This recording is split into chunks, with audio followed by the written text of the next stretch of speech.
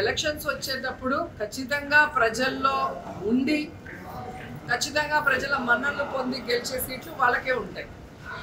కొన్ని ఎమ్మెల్యేలు మినిస్టర్ల విషయాలకు వచ్చినప్పుడు మినిస్టర్స్ ఆల్రెడీ ఆ కాన్స్టిట్యున్సీలో వాళ్ళు బలంగా ఉంటారు కాబట్టి ఒకవేళ కొందరిని పక్కా కాన్స్టిట్యున్సీకి మార్చినా ఆ 2 కాన్స్టిట్యున్సీని గెలిపించే బాధ్యత ఆ మినిస్టర్ల మీద పెట్టడం అనేది మనం గమనిస్తున్నాం.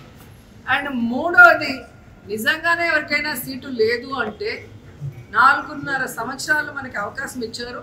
అండ్ ఎమ్మెల్యేలు, ఎమ్మెల్సీలు, ఎంపీల మీటింగ్స్ ఏదైతే గడప గడపకి మన ప్రభుత్వ కార్యక్రమం మీటింగ్స్ జరిగినప్పుడు క్లియర్ కట్గా జగన్మోహన్ రెడ్డి గారు చిన్న పిల్లలకు చెప్పినట్టు చెప్పారు, నాకు మిమ్మల్ని ఎవరిని వదులుకోవటం ఇష్టం లేదు, అందరం కలిసి ప్రయాణం చేయాలనుకుంటున్నాం. నా వరకు నేను ప్రజలకు ఇచ్చిన ప్రతి వాగ్దానాన్ని ఎంత కష్టమైనా కూడా ఈరోజు నెరవేరుస్తూ ఎక్కడా కూడా ఎవరికి ఇబ్బంది లేకుండా చూసుకుంటున్నా. కాబట్టి లోకల్గా మీ మీద బ్యాడ్ లేకుండా చూసుకోండి, ప్రజల్లో ఉండండి, ప్రజలకి నేనిచ్చే సంక్షేమాన్ని లేదా వాళ్ళు కోరుకున్న అభివృద్ధిని నాకు తెలియజేసి చేయమని చెప్పడం జరిగింది. సో కంటిన్యూస్గా సర్వేలు జరుగుతూనే ఉన్నాయి.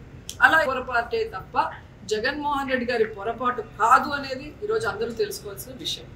అండ్ ఇంకోటి, ఈరోజు వాళ్ళు కొంతమంది ఊహించేసుకొని సీట్లు రాలేదనేసి వాళ్ళు బాధపడితే దానికి మనం ఏం కూడా సమాధానం చెప్పలేము.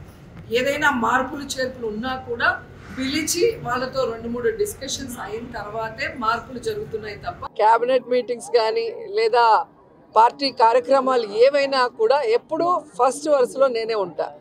అండ్ ఈరోజు పచ్చ ఛానళ్ళు తెలుసుకోవాల్సింది ఒక్కటే, వాళ్ళు ఎంత దిగజారిపోయారంటే వాళ్ళకి 175 కాన్స్టిట్యున్సీలో క్యాండిడేట్లు పెట్టడానికి క్యాండిడేట్లు లేక వైఎస్ఆర్సీపీలో ఎవరైనా గొడవ పడితే బాగుంటుంది, ఎవరికైనా సీట్ ఇవ్వకపోతే బాగుంటుంది, మన పార్టీకి వస్తే వాళ్ళకి ఇద్దామని గోతికాడ గుంట నక్కల్లాగా ఎదురు చూస్తున్నారు. సో వాళ్ళకి నేను చెప్పేది ఒక్కటే, మా పార్టీలో ప్రజలకు ఎంత ప్రేమ ఉందో జగనన్న మీద అంతకి రెట్టించిన ప్రేమ మా అందరికీ ఉంది. మేమందరం కూడా జగనన్న పార్టీ పెట్టక ముందు నుంచి ఉన్నాం. మేము అలగటాలో కోపపడటాలో ఏమీ ఉండదు. జగనన్న ముఖ్యమంత్రి అయితే మేమందరం కూడా ప్రజలకు సర్వీస్ చేసే అవకాశం మాకు ఉంది కాబట్టి ఆయన ముఖ్యమంత్రి అవ్వడానికి మేము 100% పనిచేసేవాళ్ళం. రెండవది, ఎవరి నియోజకవర్గాల్లో వాళ్ళు ప్రజలకి అందుబాటులో ఉన్నారా లేదా, సర్వేలో వాళ్ళు గెలుస్తారా లేదా అనేది అందరికీ బుక్స్ ఇచ్చారు, డిస్కషన్ కూడా అయిపోయింది. సో ఎవరికైతే ప్రజల్లో తిరగని వాళ్ళకి సీట్లు లేదు అంటే వాళ్ళకి కూడా అవకాశం ఇచ్చారు ఒక 8 monthsగా మళ్ళీ తిరిగి సర్వేల్లో కొంచెం పెంచుకోండి అని. ఎందుకంటే ఎక్కడా కూడా జగనన్న మీద ఎవరికి వ్యతిరేకం లేదు. ఎందుకంటే దేశంలో ఏ రాష్ట్రంలో ఏ ముఖ్యమంత్రి చేయనటువంటి విధంగా, ఈ ఆంధ్రప్రదేశ్లో కూడా గతంలో ఏ ముఖ్యమంత్రి చేయనటువంటి విధంగా ప్రతి కుటుంబంలో ఎంతమంది ఉంటే అంతమందికి సంక్షేమాన్ని అందించారు, ప్రతి గ్రామ వార్డులకి ఈరోజు అభివృద్ధిని అందించారు, అలాగే వారికి ఆరోగ్యాన్ని అందిస్తున్నారు, వారి బిడ్డలకి ఈరోజు విద్యను అందిస్తున్నారు, ప్రతి ఒక్కరికి గౌరవంగా ఇళ్ల పట్టాలు ఇచ్చి ఇల్లు ఇస్తున్నారు.